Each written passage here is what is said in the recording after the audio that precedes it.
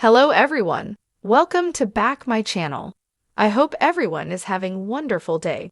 Before starting the video, please go ahead and hit the subscribe button and give this video a thumbs up. 1000 sisters, Amy was bitten by a camel.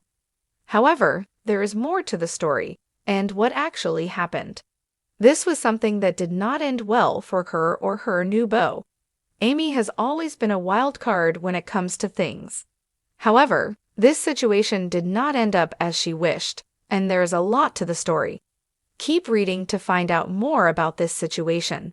Amy gets bit by a camel at safari, and her boyfriend Brian decided to take their children to a drive-through zoo. This is where you get buckets of food and stay in the car. The animals will poke their heads through your window and eat food out of the bucket. Amy thought it was the perfect day at first, as her kids were laughing, and they bought 12 buckets of food. However, it took a turn when a camel poked its head through their window for some food. Once it stopped eating, it latched onto Amy's arm. She was yelling that it got her good. She then had to be taken out on a stretcher and treated at the emergency room.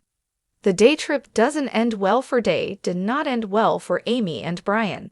She had to go to the ER to get the bite treated. However, when the cops arrived to assess the situation, they smelled a suspicious odor coming from the vehicle. After Amy was discharged from the hospital, she and Brian were arrested for having marijuana and mushrooms in their vehicle. They were also arrested for child neglect. However, they suspended her sentence of 11 months, so she did not have to serve jail time. Amy got lucky.